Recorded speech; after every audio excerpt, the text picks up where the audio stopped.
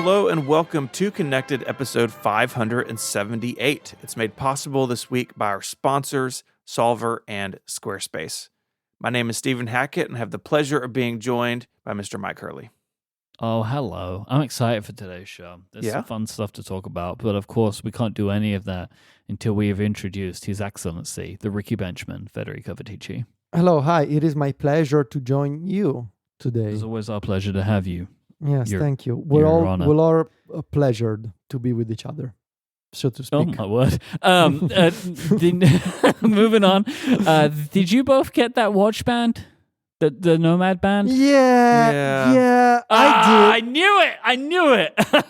Come on, what's the problem? well. Only get the real ones. That's what I say. Okay, so mine doesn't attach. Like it doesn't close anymore. What do you mean? Like when I put it on, like both ends do attach to the Apple Watch. Oh, okay. But then it doesn't snap onto itself on my wrist. The attachment mechanism? Yeah, it stopped working after like a week. That's less than ideal for, what was it, 100 and something? 150 maybe, something like that. So yeah, I'm pretty upset about it. That's my review. Okay, Stephen, do you have a better experience? Mine hasn't broken. So I got that going for me. Congrats. It's not as nice as I hoped it would be. Right. The orange doesn't match the action button, which is just unforgivable. Like, you had one job, make the oranges match. Fairly easy to adjust the size, but here's the thing.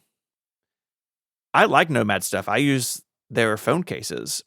But I am now seeing ads for this exact watch band from way cheaper brands on Instagram. That doesn't make me feel good. Well, I mean, that's not Nomad's fault, maybe. Well, it is if it's not their watch band, right? Like if someone else is making them and they're just marking it up and slapping their name on it, that's not a good feeling. Well, yeah, unless it's the other direction, right? They made it, and now people are stealing it. It may be. I don't know. I don't want to. Don't come at me, Nomad. You know they should.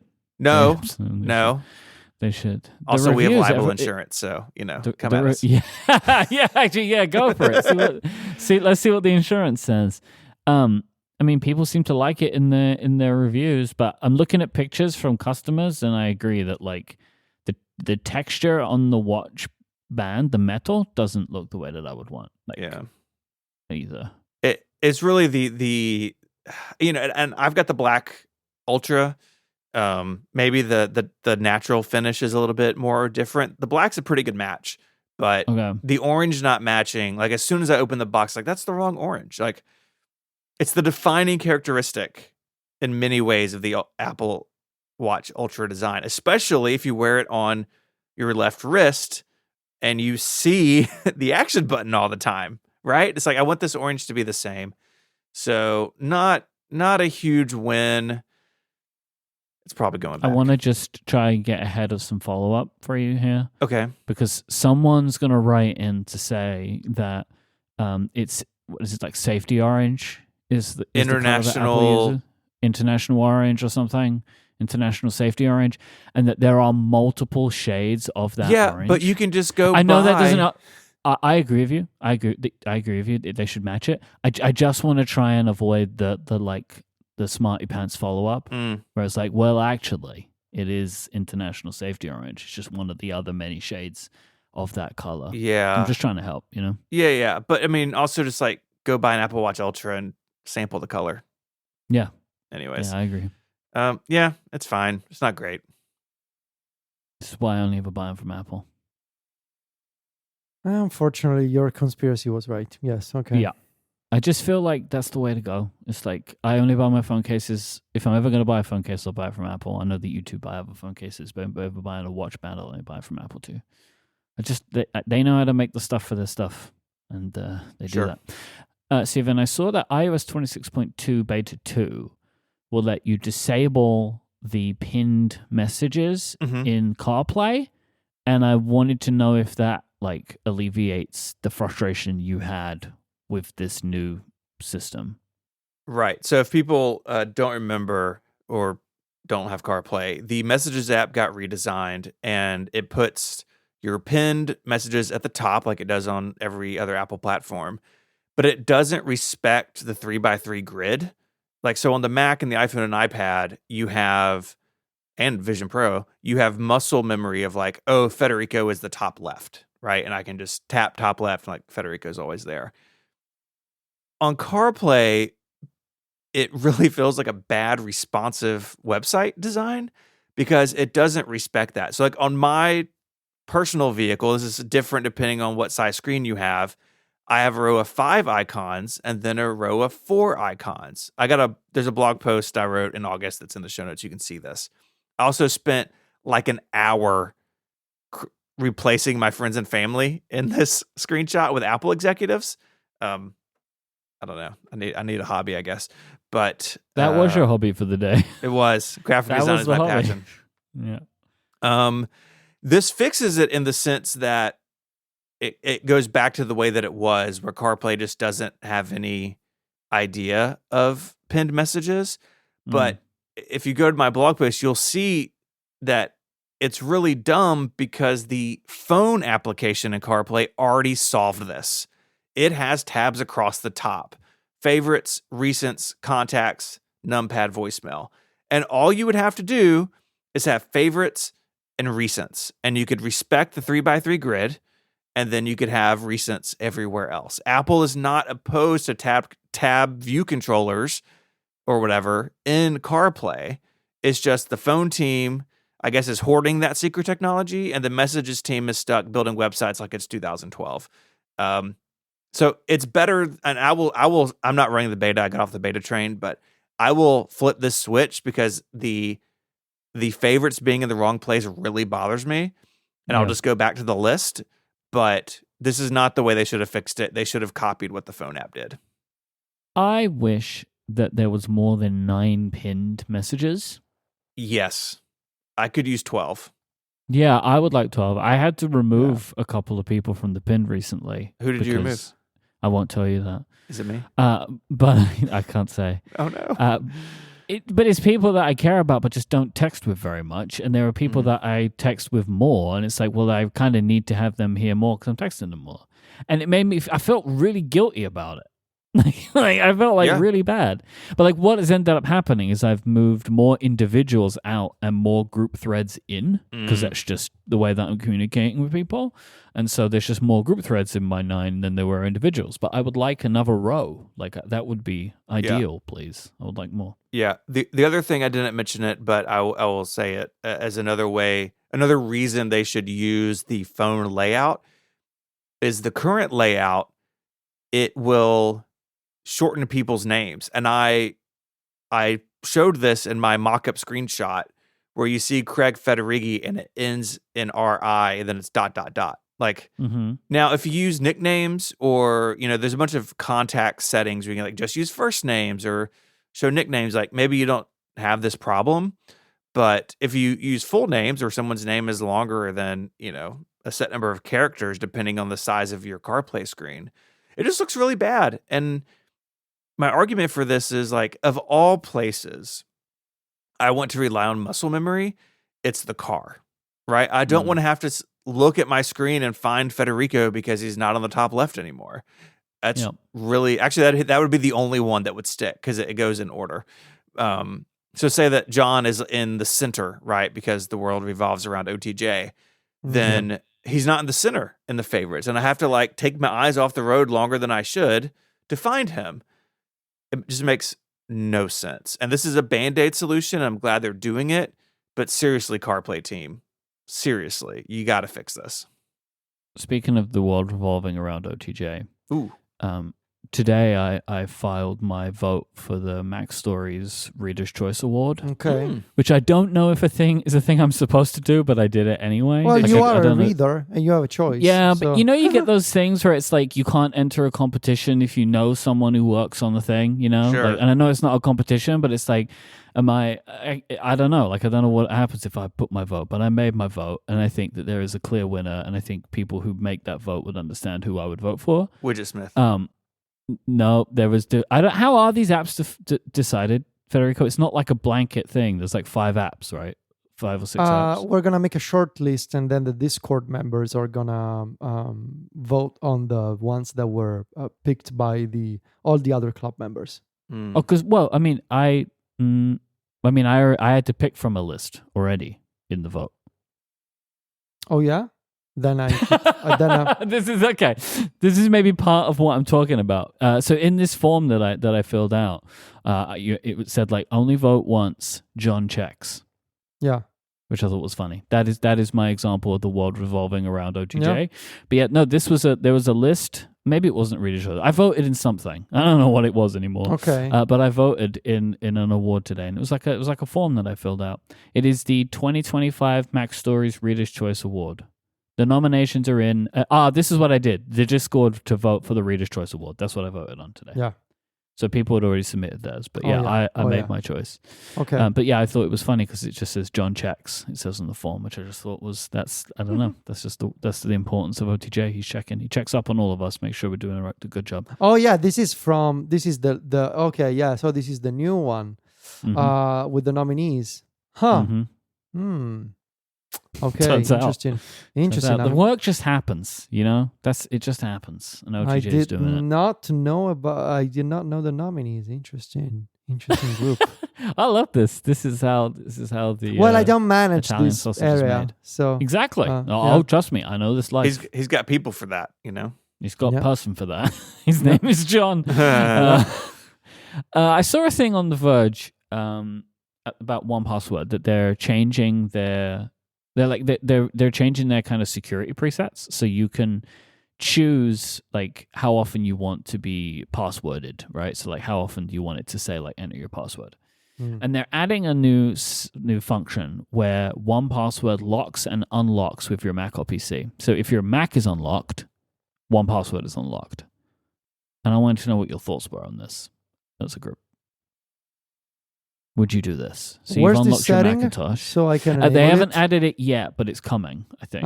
Yeah, I will It's enable coming it straight soon. away.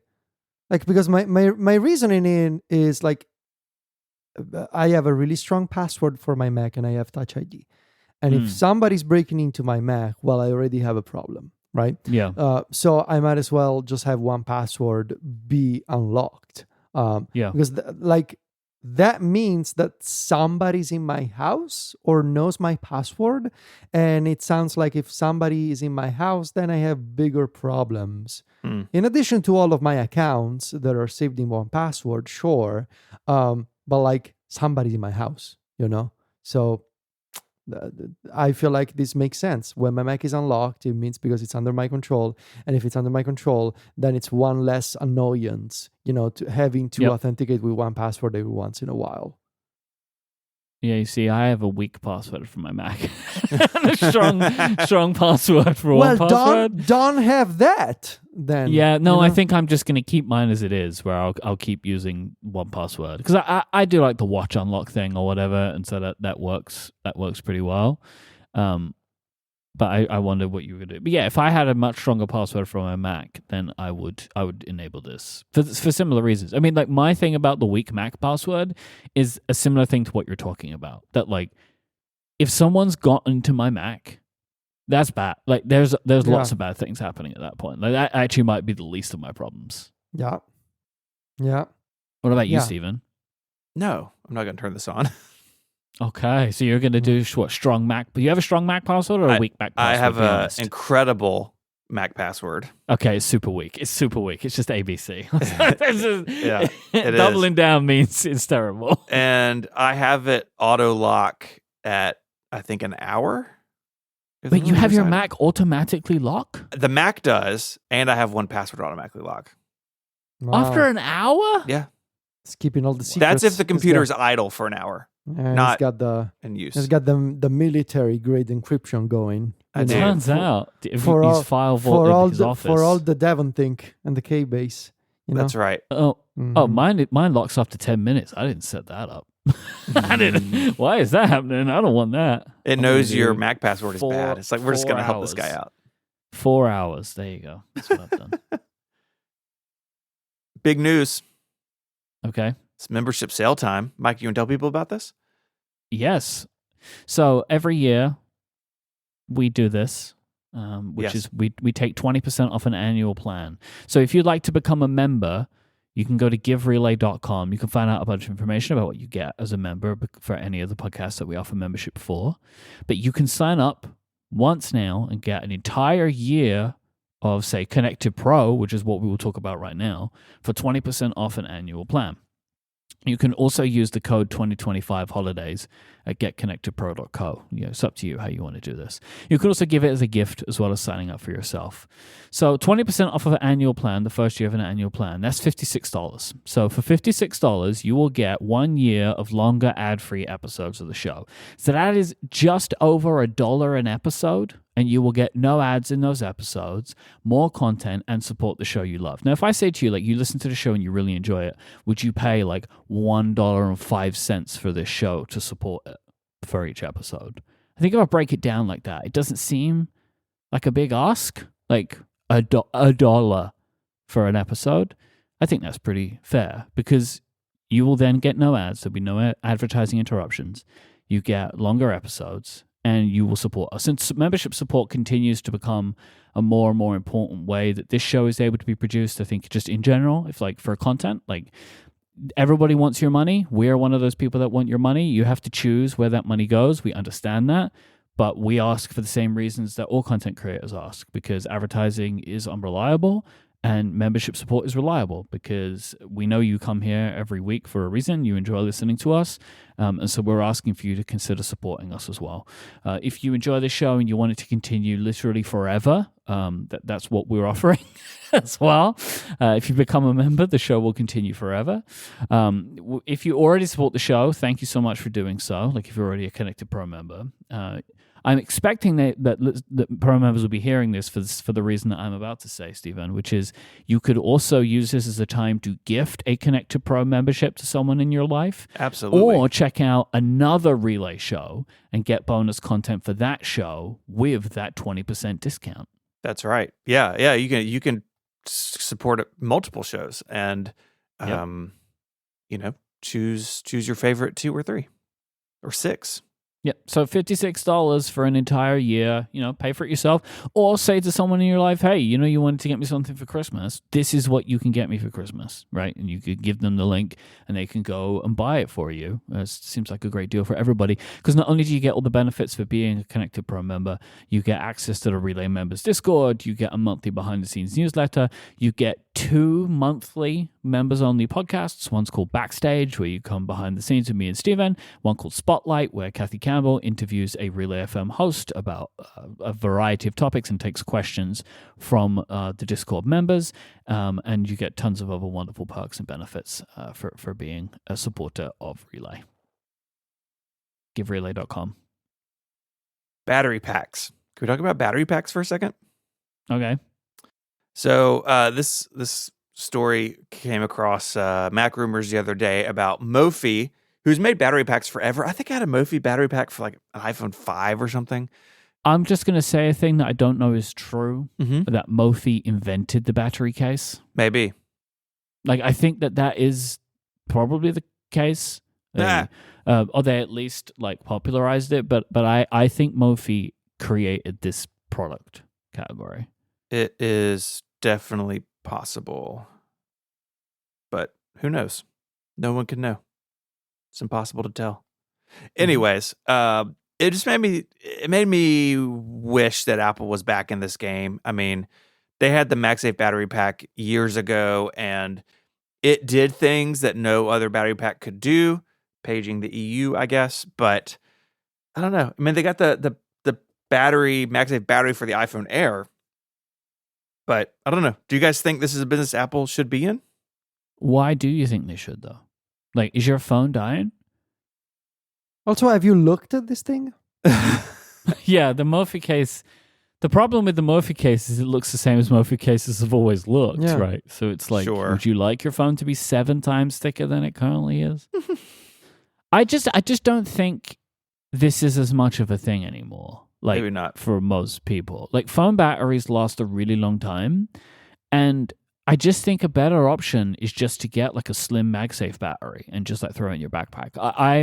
I use and really enjoy the Native Union Reclassic Power Bank. It looks very nice. Like, I just think it is a nice design for especially a product like this. And it is incredibly thin, and it gives me, I don't know, like they say on the thing it will charge an iPhone 15 Pro to 100%. So I'm not going to get that much, but I get like a decent top up with it. And it's small enough and light enough that I can just throw it in a bag. Like, I don't need Apple to be making this product anymore. Like, I just don't really feel like it's necessary. Mhm. And because these things it's relatively commodity in that way, right? Like, it doesn't require anything special. It's Qi 2 certified, this one that I'm talking about here, so it will do a 15-watt charging. I think it's fine. And like and also it's like pick your poison. There's so many product companies that make products like this. I don't really need Apple to do it. Like, Apple only did it for the Air because I guess they were embarrassed about the battery life or something, right? Maybe. Like, they wanted to have a story. So when they put the slide up, it was a better number. So they made the product. And you can tell that's the case because they made it very specifically to work for that one product. They didn't have to make it like that. And right? only They that could've- product. They could have made that product differently, and it could have worked with more things. Like, no, we're just doing it for this one because we want to have the full story to tell. Like, hey, it can get up to 40 hours battery life, asterisk. Yeah, I don't personally need Apple to be making battery packs anymore. Okay. Federico, what do you think? I use and like the Apple one for the iPhone Air. Yeah. I've tried them all. We have a small drawer in the living room where I keep all of my MagSafe or MagSafe compatible battery packs. Every once in a while, Silvia goes in there, grabs one, uses it for the day, and then comes back to me and says, "Charge this." And so I recharge it and I give it back to her. But me, I just use the Apple one now. And not even every day. I've gotten so used to the iPhone Air lifestyle where when I'm not using the iPhone Air and I'm working, I just keep it topped up on my MagSafe charger. And then when I leave, it's always at 95%. So I used to have really strong opinions about battery packs. Now I just like the Apple one for those times when I need it. So kind of boring, but also I like the simplicity of it. The iPhone Air, if you have an iPhone Air and you want a battery pack, this is obviously the one to buy because like Apple have built it to fit it perfectly. But I don't think that they need to make these for the iPhone Pro or whatever. Like, I just don't. It just doesn't feel like a market that Apple really needs to be in to be to differentiate in any way. Like, yeah, but they're some all people, just some batteries. people are, I want to say weirdly, but who am I to judge? Some people are really into this sort of style. Like, they get the biggest, baddest possible iPhone, and then they also like to get the rugged option for like maximum protection, maximum battery life. I don't know what those people are Like doing. Otter case. Yeah, like the OtterBox, like military that's it, style yeah. protection. I don't know. Some people have this weird like power fetish, I think, when it comes to these things. Especially, and it tends to be men. I mean, let's face it, it's all men doing this. But more power to them, you know, if they want that sort of aesthetic, I get it. There are some legitimate use cases, like what if you're out into the wilderness for a couple of days? Sure, I get it. Get the rugged case with the extra battery life. Some people just do it, and then you realize, oh, they live in an apartment and they have, you know, 2 dogs and their wife, and they absolutely don't need to be out in the wilderness for 48 hours with an iPhone, but they still go for the rugged military option. Whatever. I think they're ugly. I think there are few actual use cases. Most people just like to have, you know, the masculine look for whatever reason. Yeah. So that's my hot take. Okay. Yeah, that works. I look Yeah. forward to balancing that one out later on in the show. This episode of Connected is brought to you by Solver. Solver is a natural language notepad calculator app for the Mac, iPhone, and iPad. What is a natural language notepad calculator app? Well, it combines basically numbers and words. And so you can do really cool things. Like, for instance, right now, friends of mine, we are all gathering money for a gift for a mutual friend. And I have a Solver document. It syncs with iCloud, so it's on my computer and my phone. And anytime someone Venmos me money for that friend. I put their name down. I put how much they gave, and it totals it all. That's too little for a spreadsheet, but a regular calculator also wouldn't be enough. Now, I've used Solver for years. I use it at work. I use it personally. And I really do love this mixing and matching. But it's so much more than that. Solver also understands currencies. So if you need to work out, I am in USD, but I got to pay Mike in British pounds, it can manage all of that. It's really awesome. You can use it to work things out, explore different scenarios, and play around with numbers.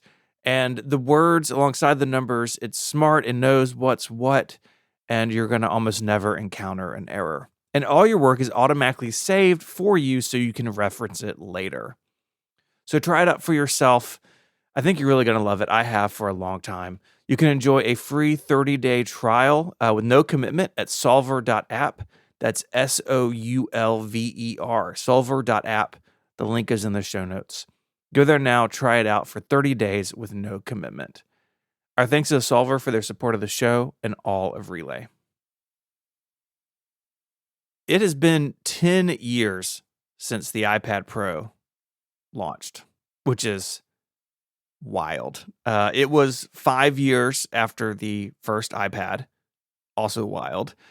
We got some links in the show notes from back in the day. I will always remember this really clearly because we did an episode of the show where, Federico, you had one. It was an embargoed episode. We recorded it really early my time one morning, and it was a whole adventure. Oh, I forgot about that. Yeah. Wait, Federico, this is when you came to London, right? Yes. For the first time. We met for the first time? I forgot that was the iPad Pro. Like, I knew it was an iPad. I forgot it was the Pro. Mm-hmm. And I touched Gray's Apple Watch, and you gave me a bad look. Oh my God, yes, he came too, didn't he? And he had the stainless steel.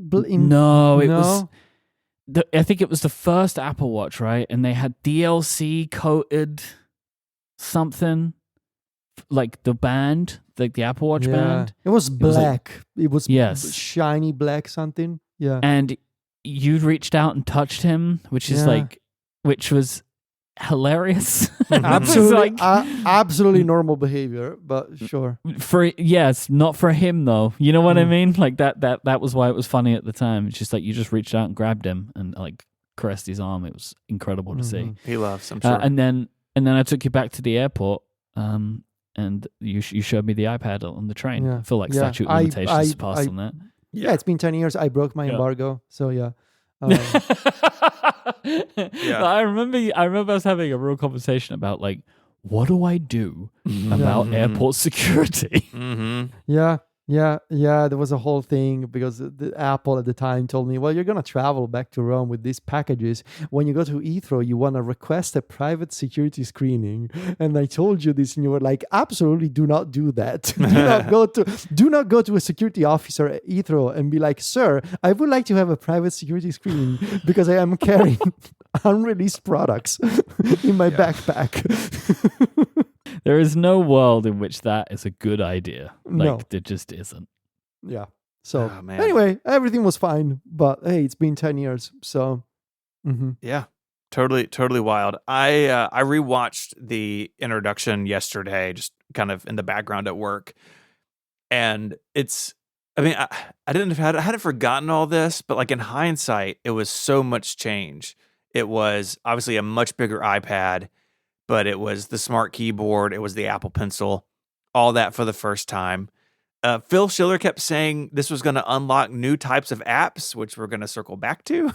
That really wasn't true. Software demos included Microsoft Office, some Adobe apps, including one where the presenter was like, this woman isn't smiling enough in this picture. Let me fix it. Not a great demo, Adobe. Not a good look. Now we just ask the computer to do it for us. Like, That's right. Don't amend the old lady. Just create a new lady. Yeah, you know, from nothing. Ugh. Isn't that? And better? then stop. And then the scary one where it was like a medical app, and they showed the inside of a knee and like how a knee works, and that made me very uncomfortable. But yeah, just a monumental moment. And Federico, you wrote this review called A New Canvas that I also reread for this, and it's It's a good post, man. Should be proud of it. Yeah, nice. Thank you. Does it hold up? I think it does. Well, let's see. I pulled a couple of quotes out of your conclusion that I thought would be good to read to kind of set you up, Federico, because I think Okay. of all of us, you're gonna like I was just saying before I did my kind of feeling about this product. It brought me back to the iPad, like in a very serious way. Like I'd stopped using the iPad, and then I loved the iPad Pro, and was very excited about it, and it started a love affair lasted for many years for me of using my iPad as my main computer and a Mac just for recording. So, that's where this started. So I'll read from Federico. Those who will only compare the iPad Pro to a laptop will miss the big picture. This is a large tablet that can be used at a desk and that runs iOS. The richness of the iOS ecosystem is what sets the iPad Pro apart, and the reason why, ultimately, people like me will prefer it over a MacBook. It can be used at a desk, but it's also portable and it runs iOS. For developers, it's time to be bold with their iOS apps and understand that they can be more than single-purpose utilities. By letting me see more and do more while still being portable, the iPad Pro offers a new way to work from iOS, with the heart of a computer, the body of a tablet, more powerful and still liberating. The iPad Pro is the iPad I didn't know I was waiting for. I mean, yeah, that's good writing. It's good prose. Yeah, unfortunately, it didn't quite pan out that way. Especially the developers, it's time to be bold with your iOS apps. I mean, it was still the time. It was the time. It was the time. It was the Yeah. time. But it's been 10 years. Do we think they've been bold enough? No. Look, I have been through multiple waves of a love-hate affair with the iPad Pro, especially since the introduction of Stage Manager a few years ago. Mm-hmm. And Apple has gone through these phases too, right? With their, they were announcing features for the iPad, and then they would put it on the back burner for a couple of years, and then they would come back with a new take on multitasking. And this year we saw that repeat itself with a big new promise of, we're listening to our pro users, we want to make this better, we're going to lean into the past, but also remember what makes the iPad unique. And so far in the iPadOS 26 cycle, we have seen Apple actually listen to early feedback and improve upon those things, like slide over returning, local capture being improved already. So it's all, all good signs. But this has been a platform of many signs over the years. And so these things only can be judged in hindsight years after. I think big picture, I have become a different person from what I was in 2015 when I wrote that. We've spoken about this on Connected, and especially for the past year, to the month even. I've been trying to diversify what I do and the computers that I use, to the point where I now live a pretty healthy computing lifestyle that is equally split between the iPad Pro and the Mac. And the reason is not that the iPad Pro is not great, is that if you're the kind of person who likes to live on the bleeding edge of software, especially, and particularly now with artificial intelligence and all these new apps, it's easier to be that kind of tinkerer on the Mac than it is on the iPad. Mm-hmm. And fundamentally, it all comes down to the software. Not the software now, because Apple is doing all the right things now with the platform, right? Well, almost all the things right. The problem is the baggage of 10 years of iPad Pro, 15 years of iPad altogether. And it's the fact that there's just not enough apps on the iPad. And when you look at macOS, when you look at how you can install apps on macOS, at the choice that you have on macOS from, installing apps from the web, you just have so many more options. And when you do have the same options between the Mac and the iPad, still to this day in 2025, most likely 95% of the time, the iPad version of something is worse than the Mac version or the web version, right? And I wrote about this months ago with my tongue-in-cheek headline of the iPad's sweet solution.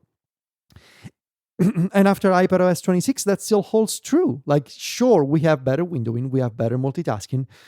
I can do my podcast on the iPad. Still does not change the fact that if I want to use Slack, that if I want to use Notion, that if I want to use ChatGPT or any popular piece of software, if it exists on the iPad, it's like a baby version of it, right? Better windowing isn't going to change that. Isn't going to change the fact that it's been 15 years of iPad, 10 years of iPad Pro, and developers are no longer under this delusion that making a fantastic iPad version of their apps is going to, get them 2 million more users. It's not going to happen. And so if you are, I am generalizing here. If you are an artist, if you are a heavy Final Cut user, if you are a 3D artist, sure, you have all the professional tools that you need to exclusively work on an iPad Pro. But if you are like hundreds of millions of people these days, what they call a knowledge worker, meaning a person who just sits in front of a computer and types text or works in a browser or Notion or Google Docs or whatever, you get a better experience on macOS because you have more apps, and of those apps, you get the real version of it, right? And so that's where I am today. I love my iPad Pro. I love what it represents, and I love it for what it is in practice. The hardware is great. The display is amazing. I like the Magic Keyboard. I like the new multitasking. But if I want to get a bunch of work done with Notion, or with Claude, or with Superhuman, my email client, all of those are better on macOS. All of those are better in Safari for macOS than Safari for the iPad, right? Yeah, but that's always been the case, though. It's always been the case, right? Why is it hitting you so much harder now? Because it's been 10 years. Okay. When you are in any relationship and the other partner refuses to change, and it's been 10 years, you're like, Jesus, man, it's been 10 years, and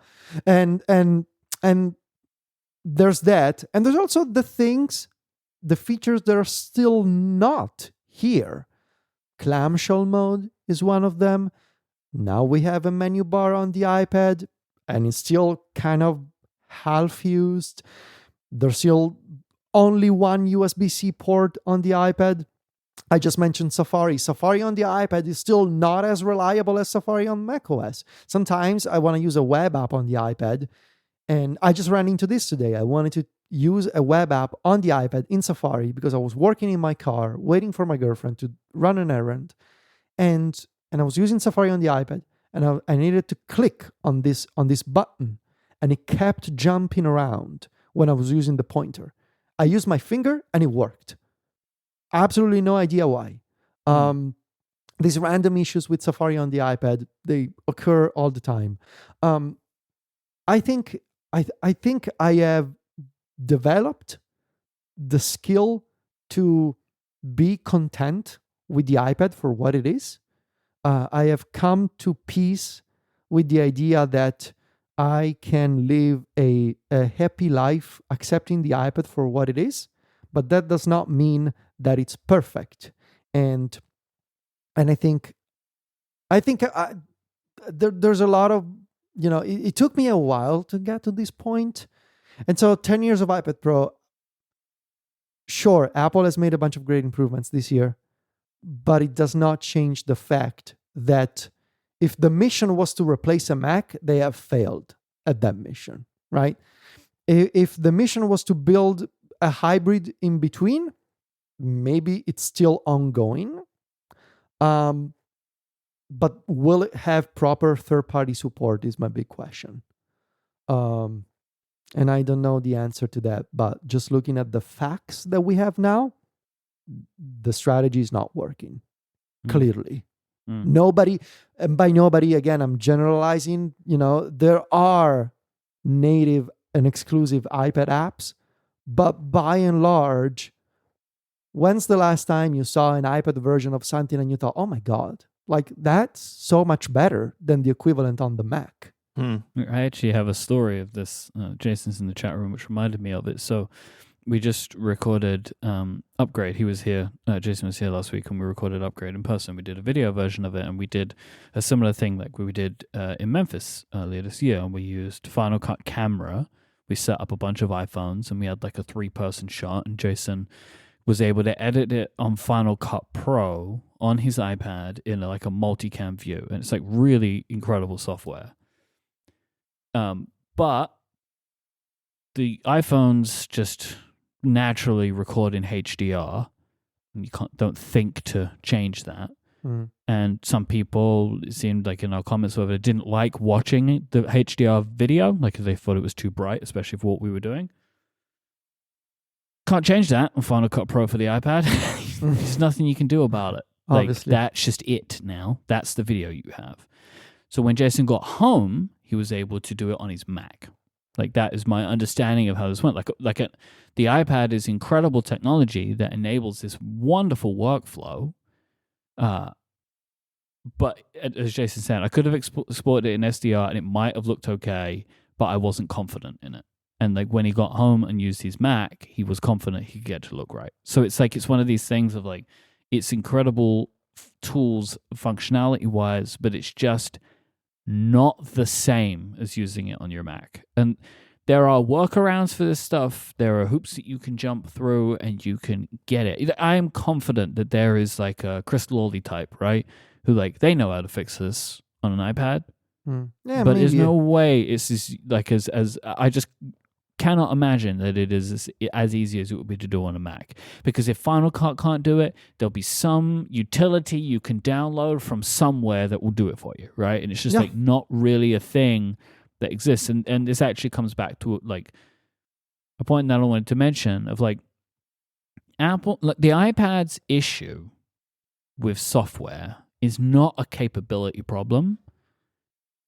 It is a developer problem. Yes. Realistically, an example of a developer relations problem, which is like a specter that hangs over Apple now, and it is affecting so much of what they're doing, what they're trying to do, and what they're hoping to do. Right, the Vision Pro is another example of this. Right, where like it's super easy to get everyone to make an iPhone app. Apple have to do nothing for this because it is indispensable. You have a business, you have to have an iPhone app, right? So Jason's also just pointing out, just before I close the loop on the Final Cut thing, Final Cut for iPad doesn't support the iPad OS 26 background export feature still, which is incredible. It feels like it was made for Final Cut and they haven't updated it yet. And I'm sure it's coming. There's been some rumors. I think Apple's about to launch something called Apple Creator Studio, which is a new subscription service that will include Final Cut, Logic, and a bunch of other tools, but that's the story for another day. But like it's easy to get somebody to make an iPhone app because it's like an indispensable thing that you need. It works in your favor to have one, right? It doesn't so much work in your favor to make an iPad Pro, make an iPad app, and it definitely doesn't work in your favor to make a Vision Pro app because the markets just get smaller and smaller as it goes on.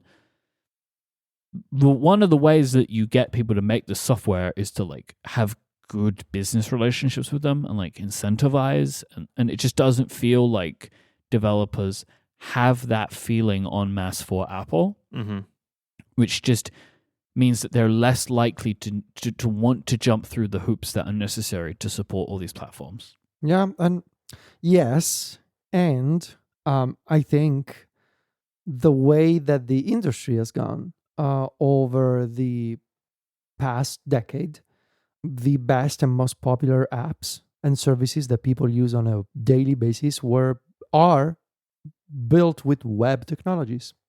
I mean, I know that in our little corner of the internet, we like to talk about Mac apps and native UI kit, but billions of people every day are using software built for the web. And the version of that you download on your computer, the millions of people, when they download ChatGPT or Slack or Notion or Notion Calendar or Superhuman or name any other popular service, it's made with Electron and it's built for the web. And web technologies have made incredible progress over the past decade, right? And Sure, we like to talk about the artisanal, small indie shop. I mean, I literally gave these folks an award every year. I love those types of apps. But we also have to be realistic that the most popular, I'm not saying the best, the most popular and the most powerful sometimes software is made with web technologies that have allowed young developers to pick up those languages in high school and run with it. And now that is only going to accelerate now that we have AI coding assistants that are incredibly good at writing code for the web, whether it's TypeScript or JavaScript or HTML and CSS is pretty much a done deal for AI at this point. And that's only going to accelerate. And if that's the case, well, the iPad doesn't have really a great web experience today. The Mac arguably does, because Safari on the Mac is better, but also because you can install Google Chrome on a Mac with Chromium, which is not something that you can do on an iPad. So it's a compounding effect of what the iPad could have been and it wasn't. And Apple had a late realization that maybe they should have borrowed some of the Mac's underpinnings, but also the bad business relationships, but also, again, compounding all these problems. The fact that the tech industry moved in the direction of web technologies and now AI, and it's all sort of compounding on top of each other. And it leaves the iPad with what? Fake Google Chrome, and a Final Cut that doesn't match what Final Cut is on the Mac, and baby versions of apps, popular apps that are not truly optimized for iPad because of all those problems. Yeah, you could make an argument. I would make this argument that the reason that web development is so powerful is because the 30% on the App Store exists. Yes. This is actually a bed that they made for themselves, like on the long-term view of this stuff. Yep. But what I will say, there is absolutely no computer better for enjoying media than the iPad. No, and for me, there is isn't. The iPad Pro. Like, there is a lot of computer usage which this device is absolutely, bar none, the best at. So good. The iPad is so good at content consumption that it is the only option in the market realistically. Like, nobody else. This is interesting. Like, in other parts of the technology landscape, there's lots of competition, like viable competition. It just doesn't really seem to be for the iPad. Like, Android just has given up tablets. Like, they keep trying and it just doesn't work. And people just aren't buying them. And they absolutely make the best product for this type of use case. Yes. There is no tablet like the iPad Pro. Period. Like I have tried them all. The Androids, the Surface, everything. Like, I've tried everything. You can get close on hardware, or like Samsung make really good hardware. Like, it's like super thin and looks super nice and the screen's high quality, but then the software experience is worse, much worse. At least the app development experience. Like, we're talking badly about tablet apps on Apple's devices. Trying to use them on Android. Right? It's like now we're in a different No, world. I guess what I'm trying to say is that after 10 years, if you were to tell me, Ticci, we're going on a desert island for the next decade, you're gonna have a wall outlet, but you can only bring one computer to get your work done for the next 10 years, assuming that the computer is going to last 10 years. Mm-hmm. Would you bring a MacBook or would you bring an iPad Pro? And today, after 10 years of iPad Pro, I would tell you I would bring a MacBook. Yeah. Simple as that. Like, as a frame of reference for this discussion, I would answer, I would bring a MacBook. It's so interesting because the iPad, out of all of Apple's products, is the clearest way to see Apple's overall strategy, right? There was a period of time where they thought it was going to be the computer for everybody and the Mac was on the back burner. And then at some point that flipped and the Mac got really good. And now I think as of 26, maybe we're in this middle ground of like, Apple wants the iPad to be powerful for people who want it to be. But as you said, they can build all the infrastructure they want. They can build window management and all the menu bar and all these other things. but if the developers aren't there and the customers aren't there and the energy isn't there, then it's kind of the Vision Pro problem on a much Yep. different scale. Yeah. Not as bad. Yeah, that's what I It's the mean. Yeah, the scale. Vision Pro is Yeah. like way out on a limb. But You you can at see least get iPad apps. They but you see an exist. echo of it, I think. Yeah. Um, Yeah, I agree. And, there are jobs where the iPad, because one thing that has happened since the iPad Pro is the technology the iPad Pro introduced with the keyboard and the Apple Pencil, that's everywhere now. And you can get an iPad Air or a base iPad and get a keyboard and get a pencil. And there are people and there are tasks where it is perfect for them, but it has not replaced, for the majority of people, a general purpose laptop, right? Federico, I'm with you. One outlet, I can bring in the MacBook Pro every time. And I think a lot of people view the iPad more like what Mike said. Like, it's great for entertainment. I agree. Reading and movies and TV shows and some light work. But when it's time to like buckle down and do the thing, most people still are going to reach for a laptop. And I don't think that's what Apple wanted 10 years ago. I think they're Yeah. more okay with it now. But it leaves, like, the tension the iPad has always had in some ways is worse than ever now, because it has features of the Mac on the surface, but not underneath. Hmm. I don't know. It's wild. I love my iPad though. Like I feel like I just want to make it clear. Like I love my iPad Pro more than I've loved any iPad. I don't use it as much as I've used some of the others, but the hardware is so incredible. Like, it's my absolute favorite computer to use at home, like, without a doubt. Like, Yeah. I enjoy it so much. But, like, I had this just yesterday. I needed to do a task. It's like, all right, let's get the Yeah. MacBook Air out. Yeah. Like, because Mhm. I know, like, I have limited time when I'm at home to work now. Like, if I've got to take care of something, I'm just Exactly. not going to jump through the hoops. I'm just not going to do it. Like, I won't. Yeah.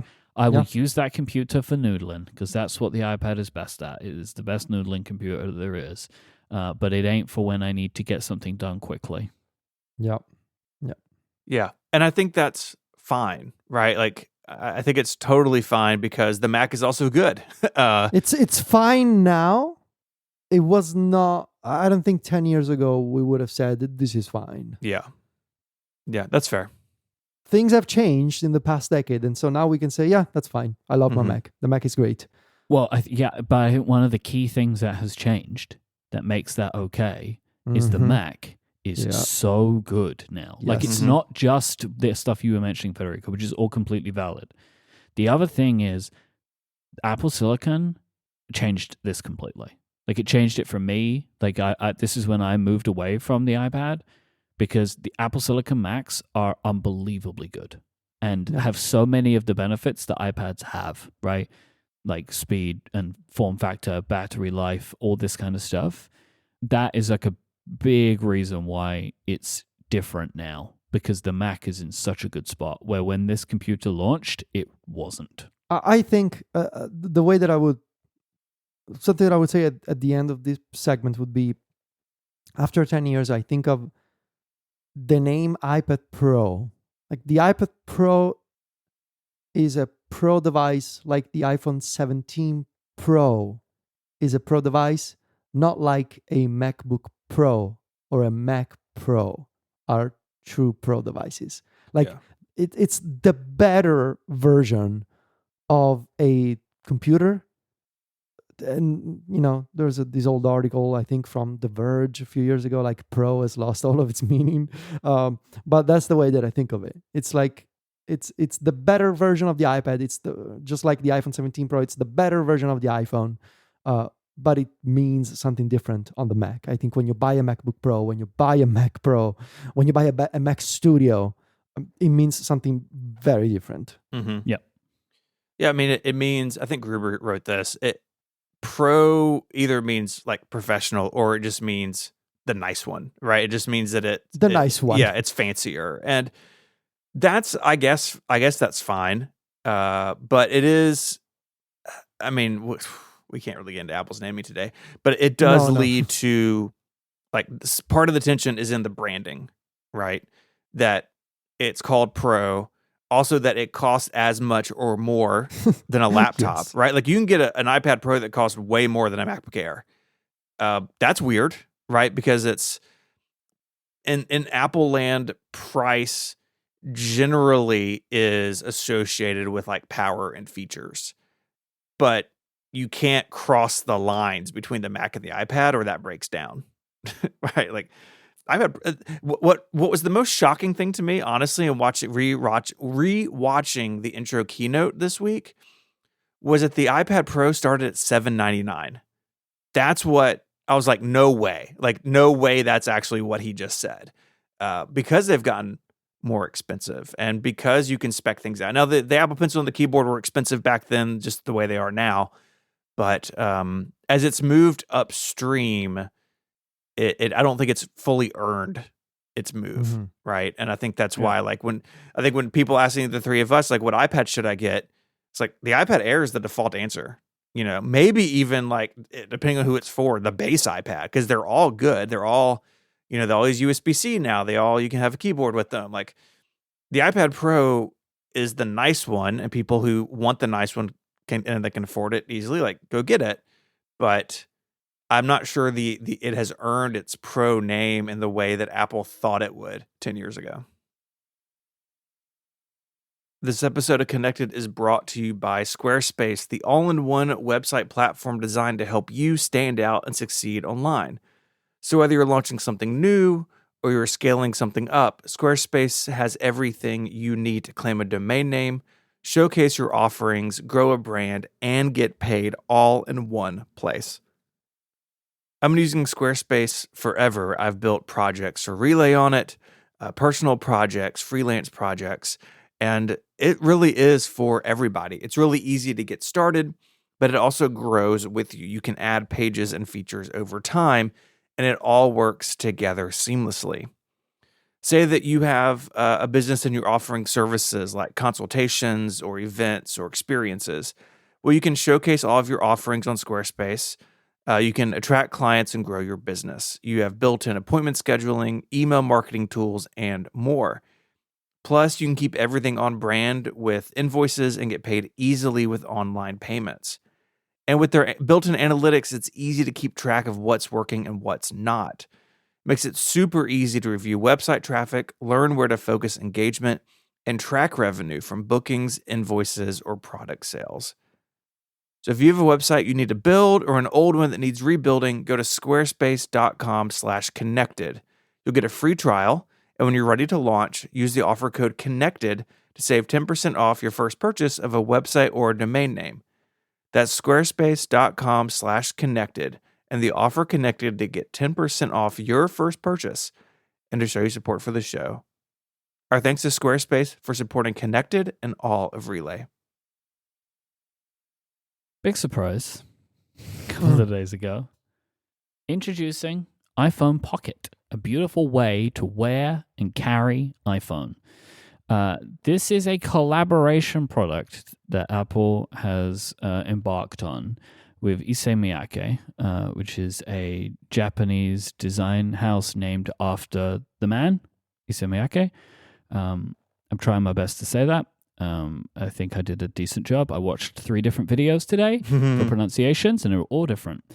Because I always called it Issey Miyake, but I think it's a little bit more pronounced than that, so I'm trying my best. Okay, so this product is essentially 2 versions. There's a long version and a short version, 2 distinct products. Easiest to describe it is a piece of fabric with a slit in the middle, and you can slide an iPhone into it and then carry the iPhone. The long version you wear across your body, and the short version you can hold like a bag. You can tie it to things. This is a very fashion-forward product. Obviously, it's designed in collaboration with a fashion house. It is a special edition, limited release. It's going to be available tomorrow as we record this. The short version is $150. The long version is $230. It will be available online and in very specific retail stores, which I am assuming Not is in Memphis. a vast selection of fashionable places Yeah. in the world. Yeah. I Okay. can Okay. say that for the London store, they chose Regent Street, which is, There you go. there's lots of shopping. Are you going to go tomorrow and get in line? No, I'm not going to. I'm not planning on doing that. I can say that much.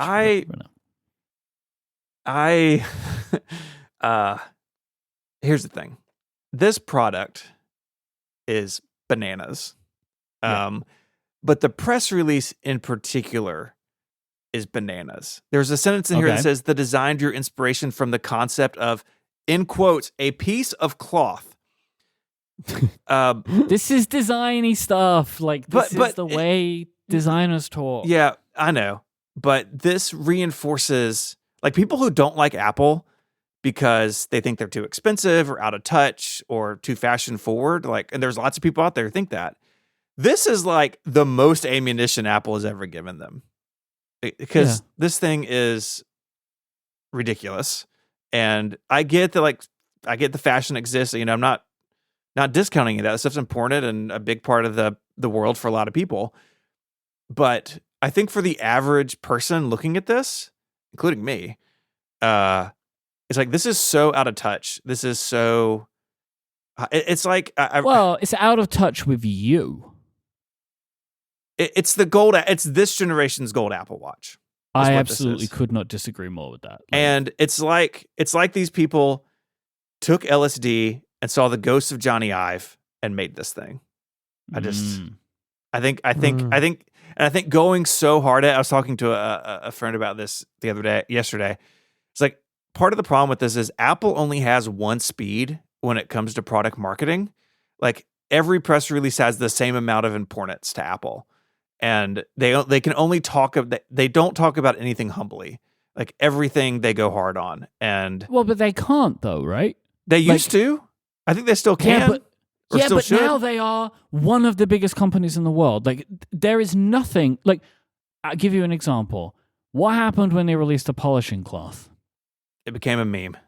Everyone treated it like it was an important thing. Like, everything they do is important, no matter how they would want to spin it, because they are Apple. Like, they cannot have a new product that they have worked on and just be like, hey guys, we just like made this little thing, you know, like, you do whatever you want with it. They can't be like that. Oh my God. I would love Apple PR to talk to like be that. like that. Yes. But you yes. see, like, I get what you're saying, Stephen. Like, I absolutely do. But like, I just don't think they can do that anymore. Like, I just don't think, because anything they do will be written about and spoken about at like worldwide news, right? So like, they have to treat things as important because people treat everything they do as important.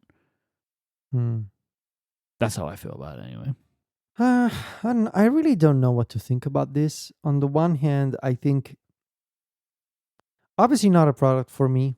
At the same time, and I don't personally like it.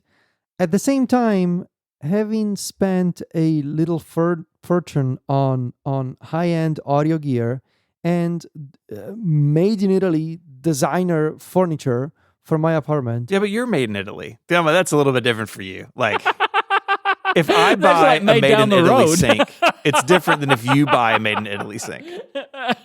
No, what I mean is that this sort of like high marketing speak, like, oh, inspired by a piece of cloth. Like, I have seen that in furniture stuff, in like designer furniture stuff. This is how designers talk, right? Exactly. Like when Johnny went and did the thing with Montclair, he's like, I wanted to take it to the essence of a button, right? It's just like, Yeah, and a lot of This is people what- thought that was dumb or like too over the top. Yeah, yeah, but Yeah.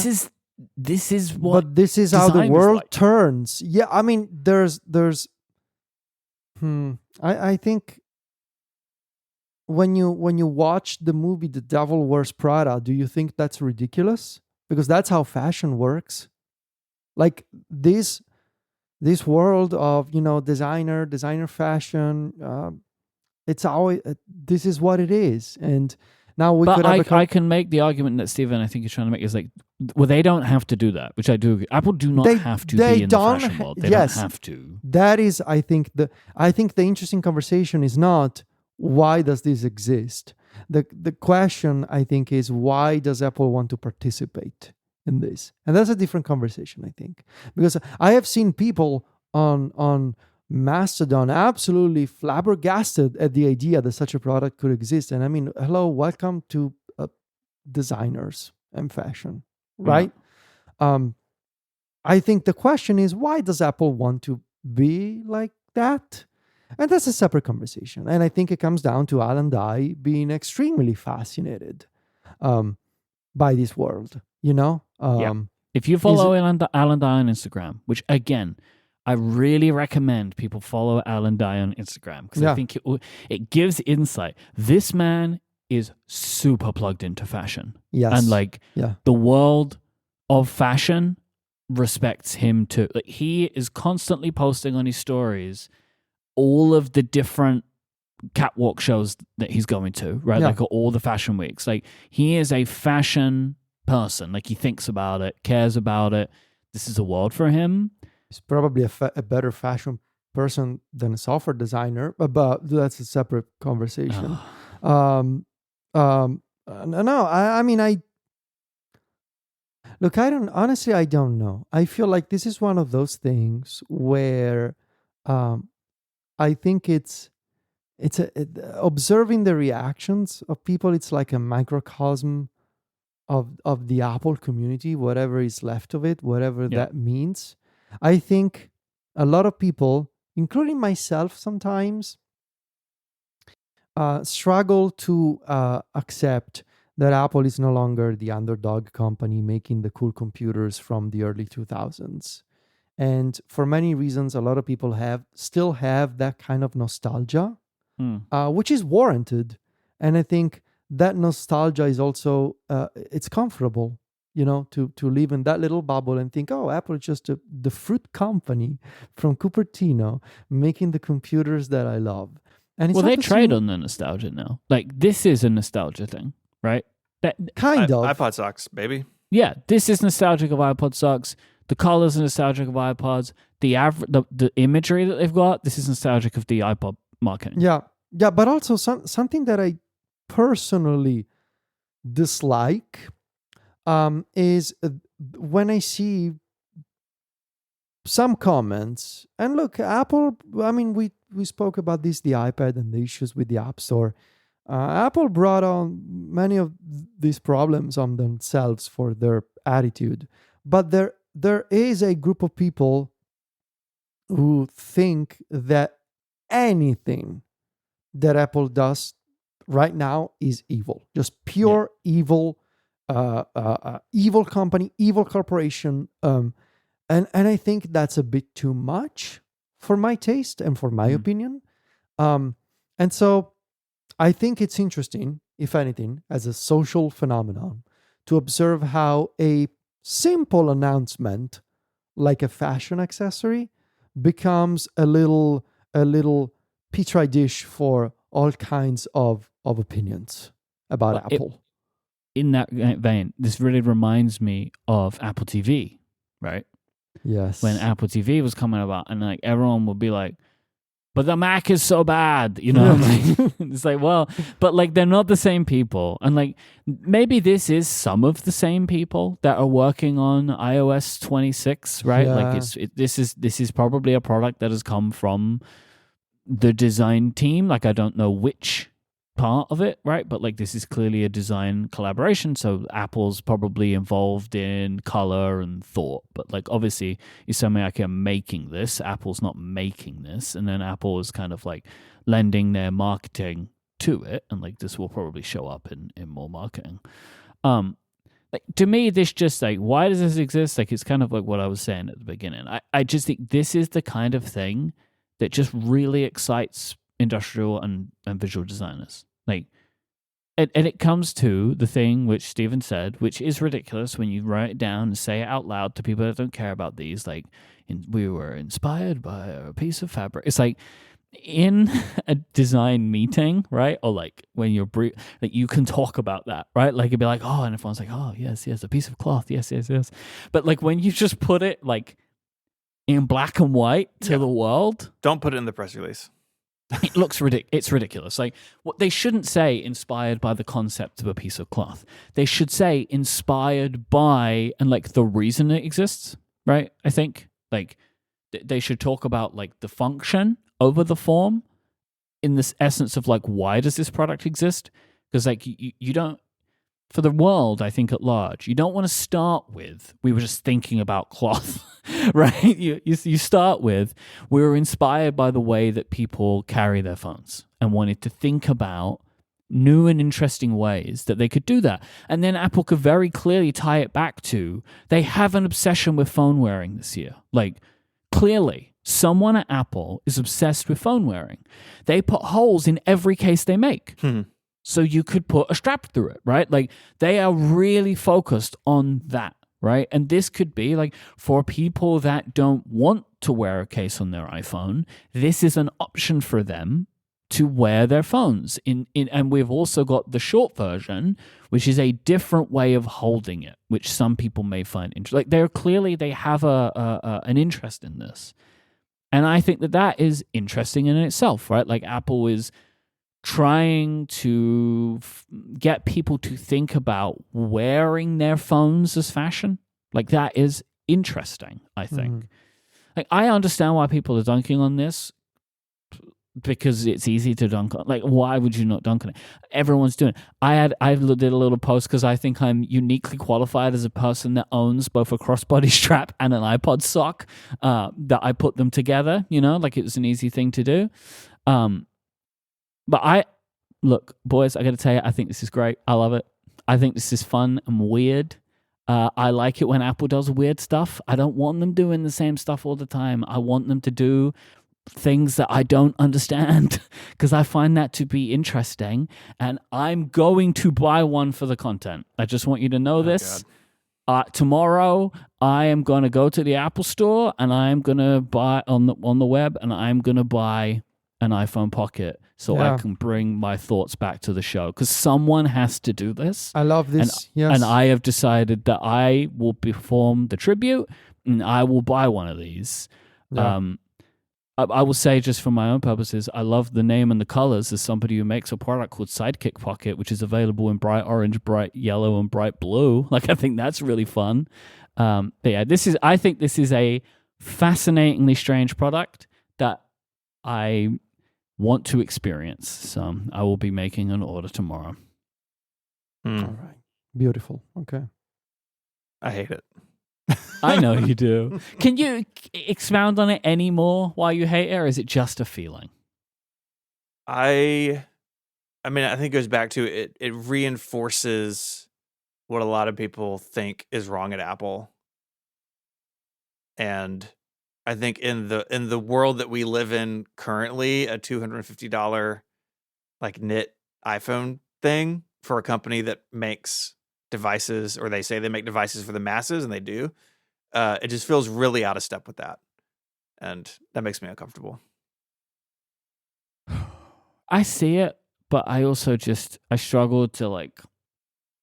It's a choice, right? Like no one's making you buy it. Yeah. And it doesn't take away from something else. No. But yes, I get it. It is, for lack of a different word, and because I'm choosing not to use one, a trophy of sorts, like an award of sorts, an emblem of an issue. Like it is that. Like I see it, but also it's a piece of cloth. Well, it was inspired by a piece of cloth. And it also is one, a 3D printed piece of cloth. I don't really know what that means exactly, but let's see. That's 3D knitted, sorry, not 3D printed.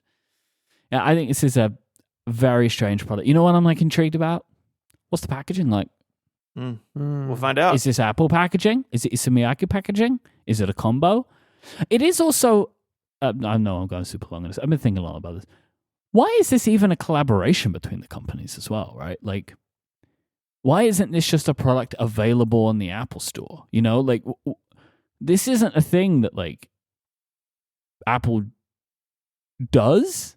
You know, it's like, hey, here's another company, they made a thing, and we want to make a press release about it because we're really excited about it. Like they collaborate with quote unquote lots of companies, right? Who like get advanced access to things, but it's, I don't know, maybe they do. Like maybe they show off Logitech stuff a lot, like when they work together on things or Belkin things. But it feels like they've really gone hard on this one.